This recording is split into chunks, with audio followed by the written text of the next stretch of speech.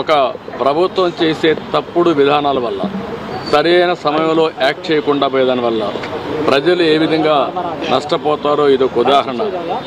ఆంధ్రప్రదేశ్ రాష్ట్రంలో ఏ ప్రోగ్రామ్ సరిగా జరగలేదు.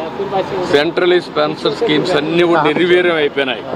దీనివల్ల ఒక్క ప్రాజెక్టు కూడా అమలు చేసే పరిస్థితి లేదు.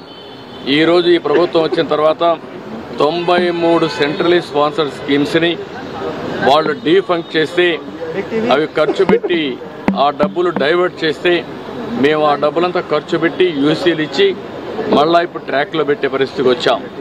అంటే ఈ విధంగా సెంట్రల్ ఇచ్చే స్కీమ్స్ అన్ని ఉపయోగించుకుంటే రాష్ట్రంలో ప్రయోజనాలు వస్తాయి, ఉపయోగించుకోకపోతే ఇలాంటి సమస్యలు వస్తూ ఉంటాయి.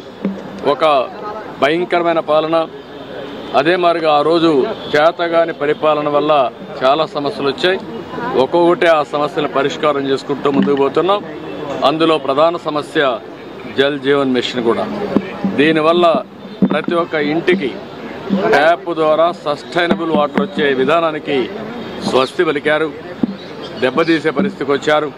ఇప్పుడు మళ్ళా కేంద్రంతో 27,000 కోట్లే కాకుండా నెక్స్ట్ ఫేజ్లో మళ్ళీ 54,000 కోట్లు కావాలి ప్రతి ఒక్క ఇంటికి నీళ్లు ఇవ్వాలంటే ట్యాప్ ద్వారా. దాన్ని కూడా వర్కౌట్ చేయాల్సిన అవసరం ఉంది. ఏ విధంగా వర్కౌట్ చేయాలో in course of time workout చేస్తారు.